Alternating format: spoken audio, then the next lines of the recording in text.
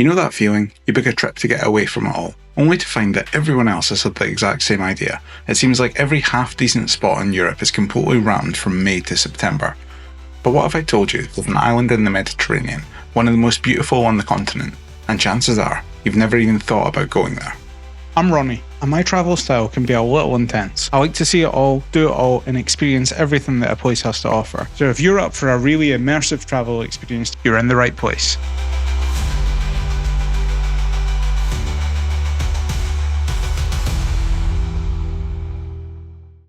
I'm talking about Corsica, and after spending some proper time here, I'm genuinely baffled why it's not on everyone's list. This is Ajaccio, the capital of Corsica, and it's a proper city. Like, this is just the port and it's massive. On paper it's French, it's been part of France since 1768, but spend 5 minutes here and you'll realise that that's only half the story. For centuries it was run by the Genoese. You can see that everywhere, in the food, the language, the architecture. It's like Italy's cooler, moodier cousin that decided to move in with France and now refuses to tidy its room. Geographically, the place is just ridiculous. It's basically a massive mountain range that some god dropped in the middle of the sea. And the coastline here is beautiful. Really dramatic. Big limestone cliffs. That is something else, isn't it?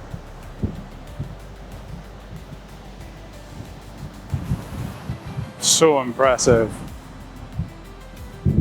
Well, I've stopped at this viewpoint and it's definitely windy. God, I think I might get blown away. A nice view though. And all this history has created a place that's fiercely its own thing. It's not quite French. Risk de chute. When you've had a dodgy curry, there is a risk de chute. Not quite Italian, and it definitely isn't interested in being your average beach holiday destination. The first thing to get your head around is that Corsica is much bigger than it looks on a map. And the roads, well, they like to take their time. They're well maintained, but they wind through the mountains like they're deliberately trying to make you late for something. The views along this route are just nuts. Oh, look at that. So this bit of the road that we're driving on now, the D80, which is the road that goes all the way around the Cape, is insane. It like comes round. I swear it's a racetrack, or like I swear I've played it in a game or something. The views are incredible. You're right on the edge. You can see the cutout of the road around that mountain. Very, very cool. A quick word of warning. If you get car sick, you might want to let someone else drive. Just when you think you've got the island figured out as this rugged, moody chunk of rock, it does this. The mountains just seem to dive headfirst into some of the clearest water you've ever seen. You get these towns like Bonifacio, which look like someone decided to build it on top of a massive cliff purely to see if they could get away with it. So behind me, on top of these massive limestone cliffs, we've got the town of Bonifacio, which is the oldest town in Corsica. It's almost 1200 years old. This is l'Île Rousse. This is some lighthouse on top of a rock, and it's quite windy. In fact, it's very windy. Ah. And we're now in Bastia, which it's not the capital, but no, it looks like quite a big city. Oh wow, look at this. This is pretty cool. A really nice capital, really nice square, lovely day. I like Ajaccio.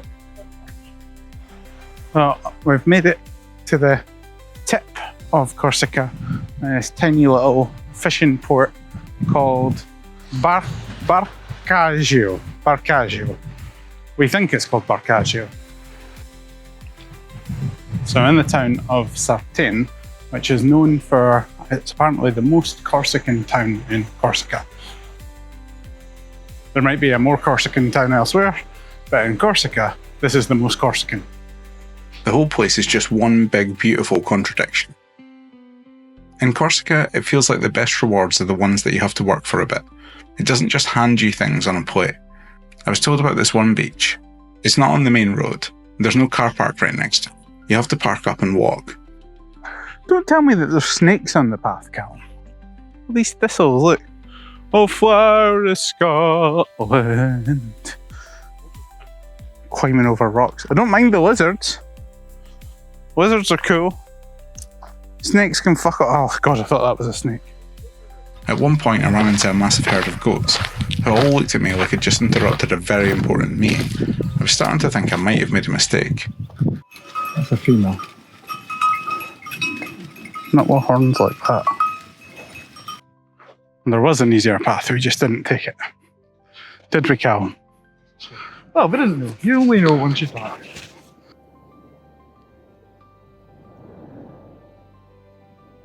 Really, it's a beautiful beach. You've got to make a little bit of an effort to get here and to walk down from the road for about 20 minutes. Well, we think about 20 minutes. There are 2 paths down. We seem to take the more direct but more difficult one. I think there's an easier path, so we're going to try that going back to see if it's any better. But it's not too difficult. We encountered a herd of goats, which was fun. So why do so many people not know about Corsica? Honestly, I think it's because the island isn't really set up for your typical tourist. There are no sprawling resort towns. It asks for a bit more of your time and a bit more of your curiosity. And that's exactly why you should go. This is your chance to see one of the most impressive islands in the Med before everyone else catches on, before the secret gets out. And it's a secret I'm going to be sharing over the next few videos. I'm going to show you how to explore Corsica, from the cities and beaches to an absolutely epic road trip around Cap Corse. So if that sounds like your sort of thing, you know what to do. If you want to see more content like this, please give this video a like, subscribe, hit the notification bell, it really helps. Cheers, see you soon.